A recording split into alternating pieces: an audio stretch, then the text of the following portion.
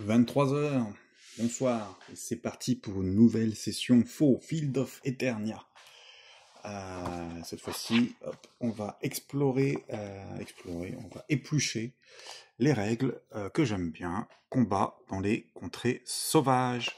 Alors, et en plus, je vais vous faire un exercice en perspective. Déjà, je vous présente le protagoniste de ce soir, vêtu de bleu marine, d'un casque foutuesse pourpre avec une mentonnière bien aiguisée, un bras métallique, bon bref, Tropjo, Chronis pour les intimes.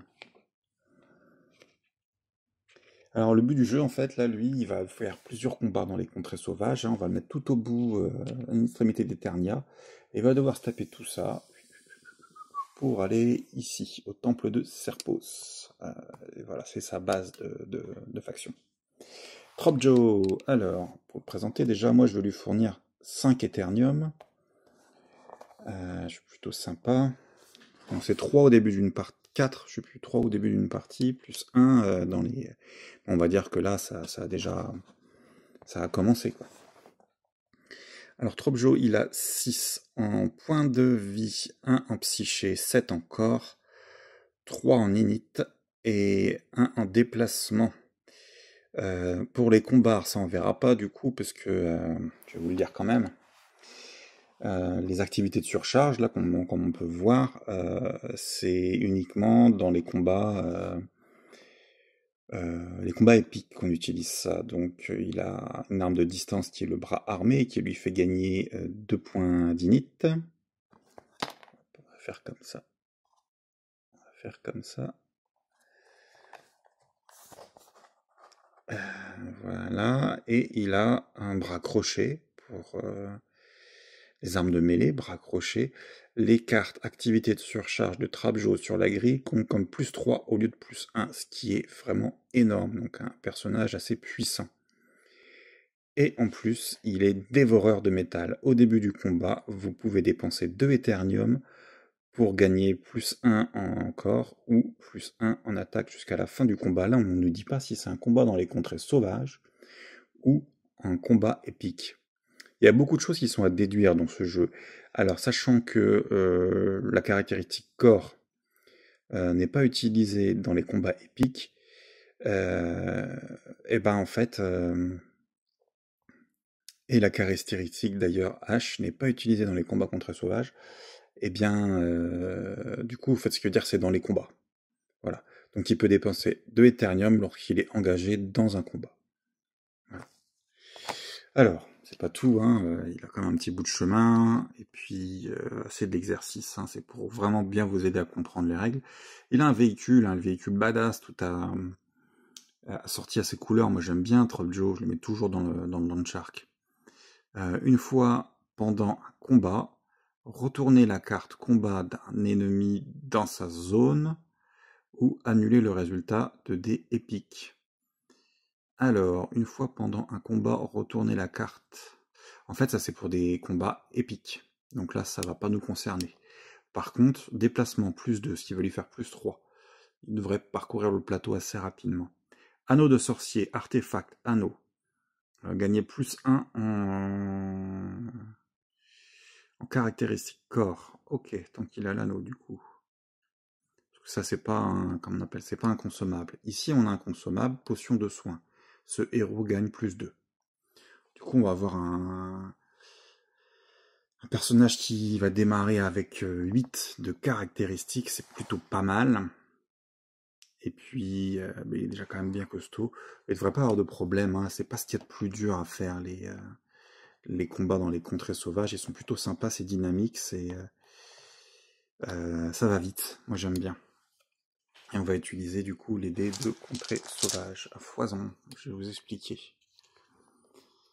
Alors, lecture.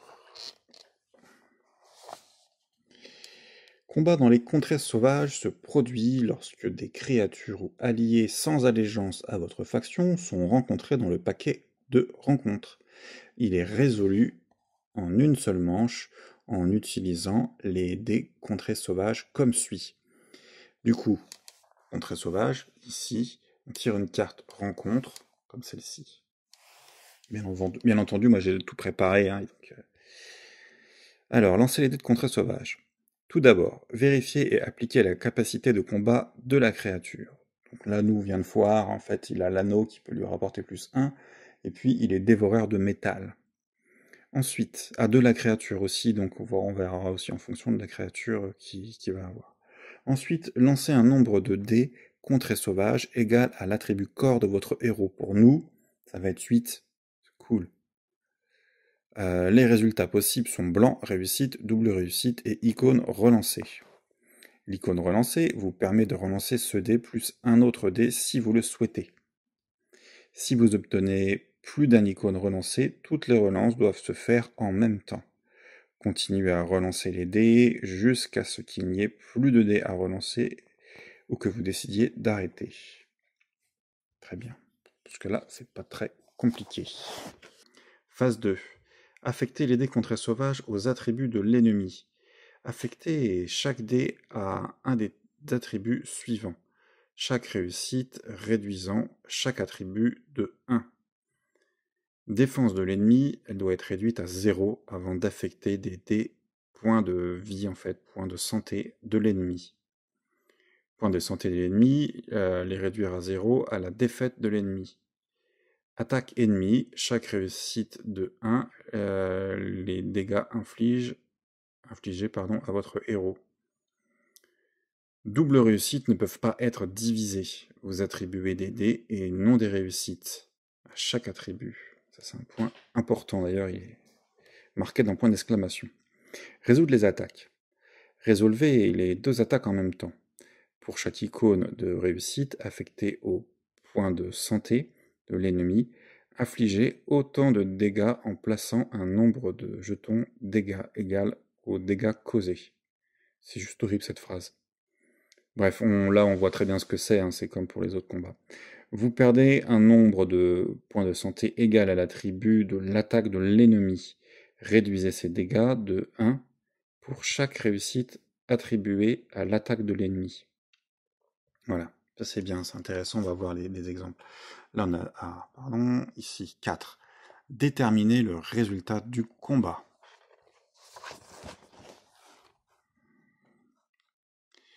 Les points de santé dans l'ennemi ont été réduits à 0 par votre attaque.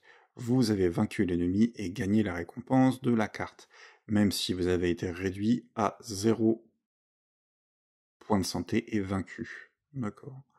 Lorsque vous combattez une créature qui peut être domptée, si votre héros a pu la vaincre sans être également vaincu, vous pouvez dompter la créature en payant son coût en éternium.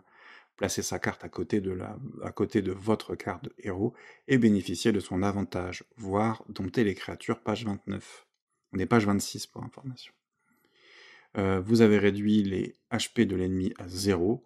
Là, je pense que c'est une erreur de traduction. HP, ça doit pouvoir dire plutôt PS. Mélangez à nouveau dans le paquet de contrée sauvage. Ah si, vous n'avez pas réduit, pardon. Ok, là c'est des biographies, cette page-là, Beastman, Triclops, et puis on va avoir également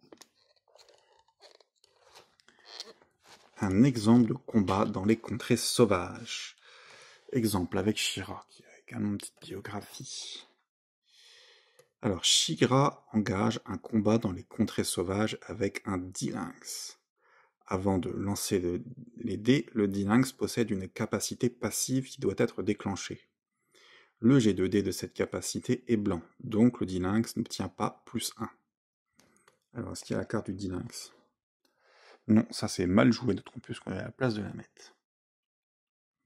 L'attribut de corps de She-Ra est de 7. Elle lance 7 dés et obtient 2 blancs, 1 relancé, 3 réussites et un double.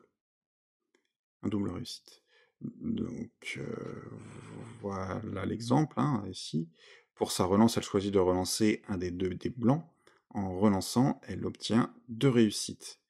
Double supplémentaire, ce qui donne un résultat final de 1 blanc, 3 réussites, 3 doubles réussites. Alors, le D-Lynx a 3 points de santé, 3 attaques et 2 défenses. 1. She-Ra alloue d'abord une double réussite à la défense du D-Lynx, réduisant à 0 et lui permettant d'allouer des points de réussite à ses points de santé. D'allouer des réussites et des points de santé.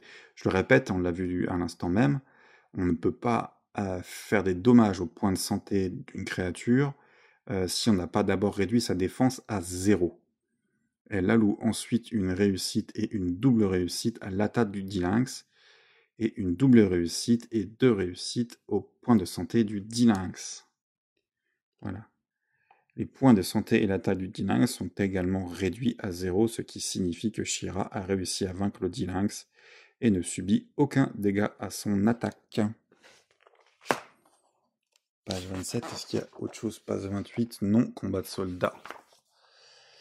Du coup, moi la question que j'ai ici, ça me vient là comme ça, c'est combien y a-t-il de manches? Résoudre les attaques. Ils disent rien. Déterminer l'issue de combat. Réduit à 0 lorsque vous combattez une créature. Si vous n'avez pas réduit... Ok, mélangez là. Non, il n'y a qu'une seule manche. Hein. Rien indique qu'il peut y en avoir une deuxième.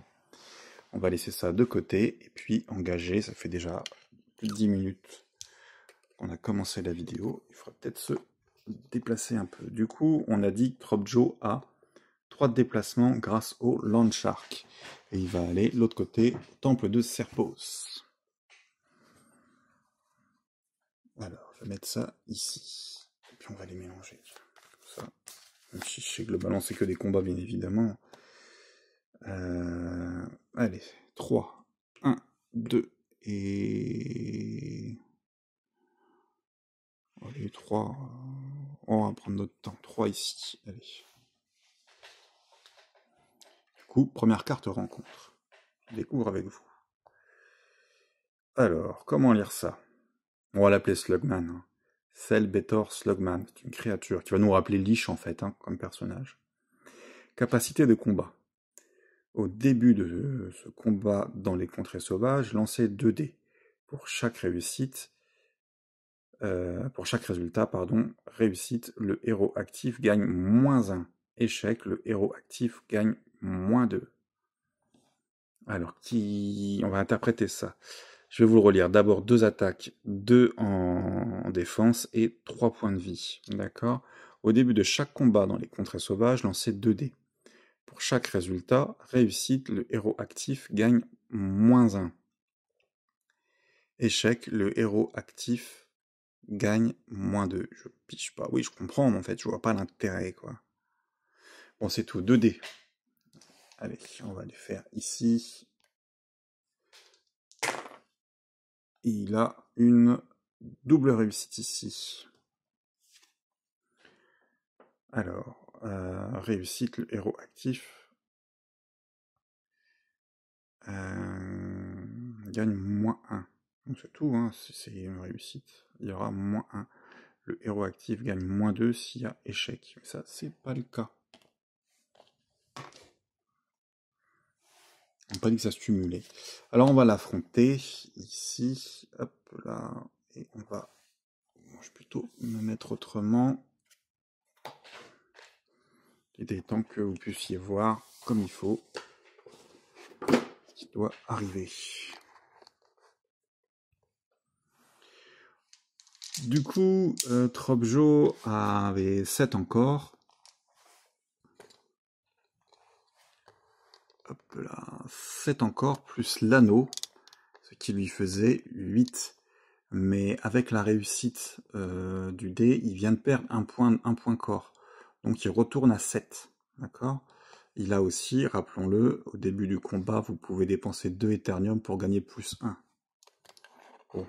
On va déjà d'abord essayer, on va faire ça, de toute façon il n'y a qu'un seul. Alors on a 10 dés. Hop. Du coup j'en retire 3, ce qui fait 7. 5, 6, 7. Et on les lance. Hop là. Alors les réussites d'un côté. Double réussite de l'autre. Réussite. N'oublions pas que les dés sont indivisibles. Et puis là, je peux relancer celui-ci avec un autre dé. Voilà, c'est ce que je fais. Même chose. Et c'est fait. D'accord, donc on a quand même 3 doubles réussites et 3 réussites simples. Ce qui fait 2, 4, 6, 7, 8, 9. Et ici, globalement, 2, 4, 6, 7. Je pense qu'on va le pulvériser. Alors, on commence par réduire la défense. Ici, tac. Après, bon, quoi qu'il arrive, hein, il va y avoir 2 ici et 3 là. On le pulvérise. Hein. Je vais juste relire un petit truc. On vient de gagner notre premier combat. Alors, affecter chaque dé à un des attributs suivants. Chaque réussite. Alors, d'abord, donc défense de l'ennemi, elle doit être réduite à 0 avant d'affecter les points de santé. Point de santé de l'ennemi, réduire à 0. Défaite de l'ennemi, attaque de l'ennemi. Chaque réussite réduit de 1. Là, ça m'a expliqué parce que ici, dans l'exemple là, on voit qu'il faut faire d'abord... avant d'attaquer les points de santé, il faut aussi réduire l'attaque. Hein. Dilinx à 3 points de santé, 3 attaques de défense. Shira alloue d'abord une double réussite à la défense de Dilinx, qui est normal, réduisant à 0, lui permettant d'allouer des points réussite à ses points de santé. Ah d'accord. Elle alloue ensuite une réussite et une double réussite à l'attaque du Dilinx. Ok, non mais c'est bien ça. Donc, alors, en premier, c'est bien la défense, et après, on le tue, tout simplement. Mais même s'il est tué, il pourrait nous faire 1 point de dégâts, mais bon, là, on le neutralise complètement. Alors, j'ai pu le combattre, hein, parce qu'il n'y a nulle part un icône qui stipule qu'il est dans ma faction, et je gagne une carte +2, ici. Bon, là, à mettre dans le deck de combat pour les combats épiques. Là, je vais pas le faire, parce que j'ai pas l'intérêt de le faire, mais voilà. Première première réussite. Ouais. C'est beaucoup plus simple quand même, c'est plus sympa, plus jovial que les combats dans les combats épiques. On va réavancer notre personnage de 3. Par exemple, 1. Ouais, si je prends les tours, je vais pas le faire. Hein. Par contre, je pourrais faire 1, 2, et puis arriver 3 ici, ça serait l'avant-dernier, mais on va pas prendre les tours. Hein. On va dire que ce sont des cases normales. 1, 2, et je m'arrête aussi dans une contrée sauvage, hein, sinon je ne vais pas avancer. 3. Alors, une deuxième carte, et c'est notre ami Toubad. Alors, Toubad, il est faisable avec plusieurs factions, d'accord, notamment les Evil Warriors, comme nous. Donc moi, je ne vais pas le combattre, c'est un pote. Je peux payer 2 Eternium, son coût en Eternium, et puis du coup, il me fait +2 en bonus de héros, ce qui me ferait lancer 10 dés avec mon anneau, mes 7. 7, 8, 9, 10, lancer 10 dés. C'est juste énorme. Donc si je paye 2 en Eternium, après je mets Toubad ici, et là du coup je peux lancer 10 dés au prochain combat. On va dire que j'ai pas de thunes, ça m'intéresse pas, c'est pour vous montrer. On va en prendre une autre. Et alors, même chose. Ici, Stinkor, on connaît, c'est un allié. Donc, Toubad aussi avait la mention allié en dessous du nom. Hein. C'est cool de retrouver ces personnages-là dans le jeu, c'est vraiment cool, j'adore. Donc, Stinkor, un allié, et puis... donc, je ne vais pas le combattre, puisqu'il y a vraiment le logo Evil Warriors ici. Bonus du héros. Au début de chaque manche de combat épique contre un héros ennemi, lancez 1 dé. Réussite, le héros ennemi gagne un jeton poison. D'accord, sachant que les jetons poison ne font pas partie de la boîte de base. Et si celui-ci devait être dans une autre boîte, il y aurait eu un petit icône sur un des côtés, mais là c'est pas le cas. Bon. Bon, j'ai pas de raison de... J'aurais mieux aimé... Enfin, tout bad était beaucoup plus intéressant pour moi dans notre exercice. Alors, ici... Ben voilà. Cariconi, donc ça c'est pas... Comment il s'appelle? C'est pas Cloful, hein, mais c'est un gars de la même espèce apparemment. Alors 2 en attaque, 1 en défense, 4 en point de vie. Une créature, capacité de combat, le héros actif gagne -1 quand cette créature est rencontrée dans une zone adjacente à l'eau. Elle gagne +2 aussi, d'accord. Alors non, il y a un point, j'ai mal lu, veuillez m'excuser. Le héros actif, donc il a déjà un malus de 1. Donc une fois encore, je vais me retrouver à lancer 7 dés. Et en plus, quand cette créature est rencontrée dans une zone adjacente à l'eau, elle gagne +2. Ok.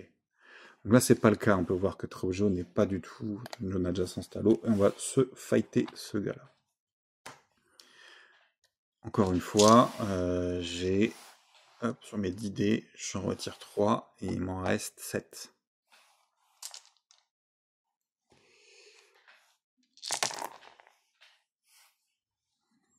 Alors un jeu assez moins bien, je dirais pas pourri, mais moins bien. Allez, j'ai quand même 4 ici, on va les placer comme tout à l'heure, ça se relance, ça c'est vide, et ouais, ok, ça c'est vide.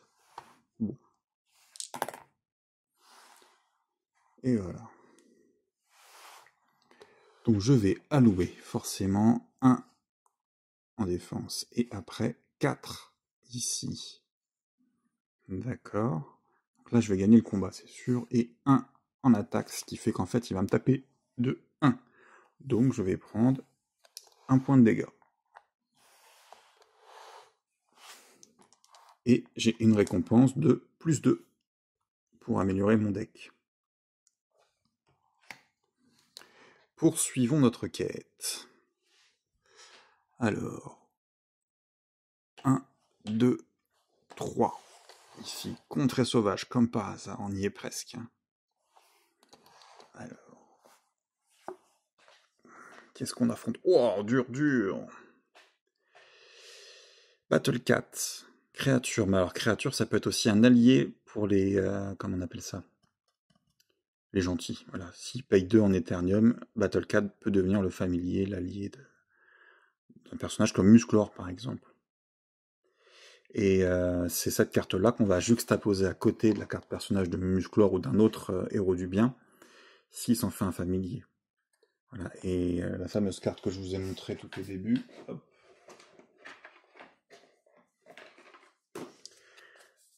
nous explique qu'en fait, que quand on veut démarrer la partie avec ce magnifique cette figurine où il y a Musclor et Gringer ensemble, et ben en fait, je démarre avec la carte de Musclor et celle-ci directement. Bon, là, c'est pas le cas. On va devoir se le fighter. Et bon, il n'est pas plus balèze que les autres. 3, 6, 9. Hein, Battle 4, capacité de combat. Au début de ce combat dans les contrées sauvages, lancez un dé. Réussite, cette créature gagne +1. Ok, bonus de héros. Alors, bonus de héros, ça va être quand on en a fait un familier. Donc là, ça ne me concerne pas. Là, il faudra que vous puissiez voir le lancer. Et voilà, une réussite. Du coup, Gringer, Battle Cat, un tigre de combat, pardon, en français, gagne +1. Donc ce qui fait qu'il a 3, 4 et 3.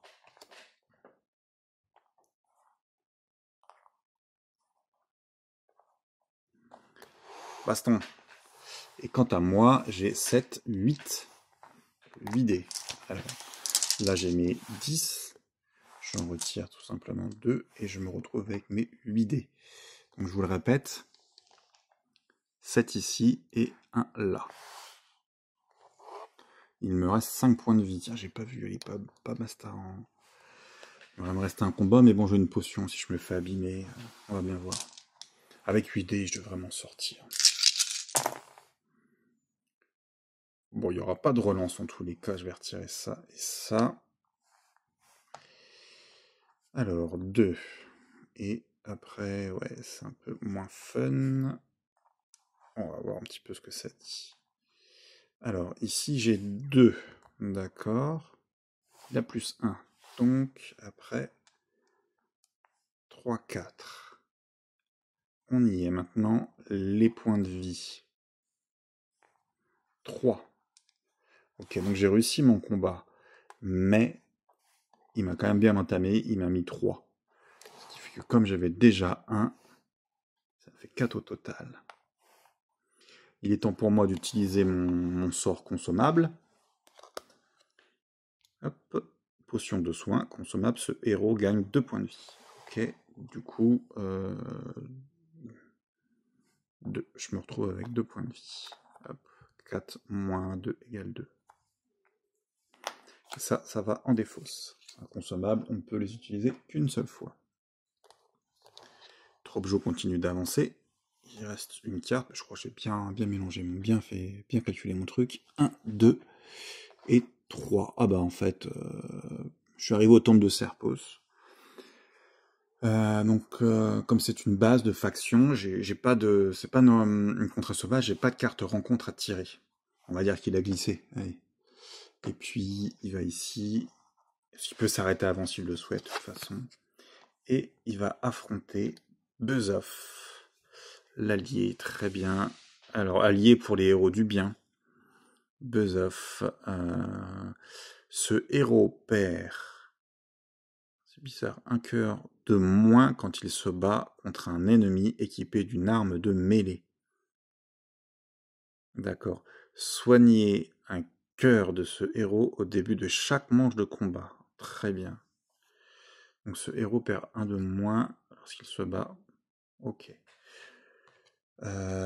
Et donc moi je possède bien une arme de mêlée. Donc à chaque fois que je vais le taper, je lui déduis et puis il aura moins 1 en fait, hein. Donc c'est comme s'il partait avec 5 plus ou moins. C'est pareil, au début de chaque manche de combat, il n'y a qu'une seule manche. Ou alors j'ai mal lu le truc. Bon. J'ai toujours mes 8 dés à lancer. Alors celui-là, voilà. 10. Je ne pas comme ça. Moins 2. Ça joue pas. Hop. Et c'est parti.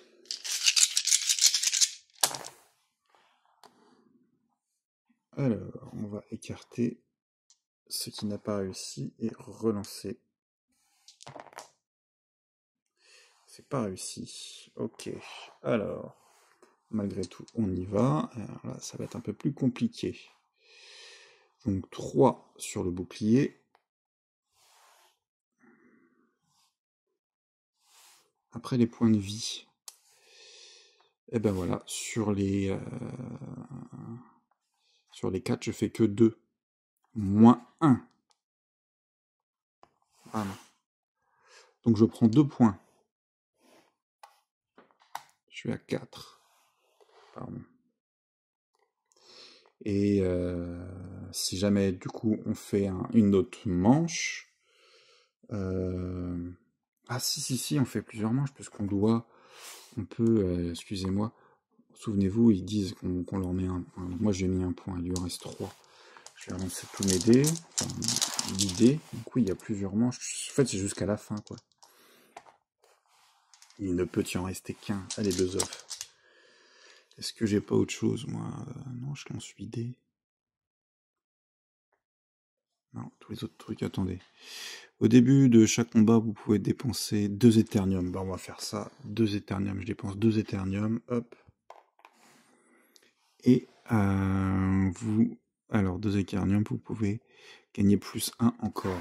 Ce qui fait 9 dés. Allez. On est pas mal.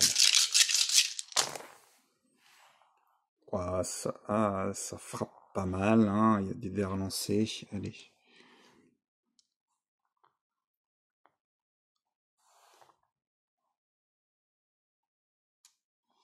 Ça se relance. Ah, voilà, ça tire bien. Alors. Indivisible, hein, c'est-à-dire que je peux pas mettre 4 et tout ça. Hein. Vous voyez, je peux pas mettre 4. En plus, disons, bah, celui-là, c'est sur les deux. Non. 3 ici. Les points de vie, il faut que je lui mette 3. Il faut que je lui mette 4, puisque à chaque manche, il y a moins 1. Donc, je dois lui mettre 4. Ça va être les 4 ici. Et donc là, c'est bon. Il va lui rester 2 pour pas que je sois tabassé. Et il me reste 3. Et voilà, Buzoff est... Et du coup, je gagne plus 2 à mettre dans mon deck. Je retire une carte -1. Je retire une carte 1, je mets une carte 2. Et je pas de dégâts supplémentaires.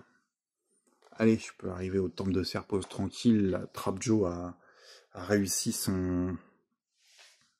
Comment appelle-t-on ça? Son challenge. Voilà, dans la prochaine vidéo, nous verrons... Hop.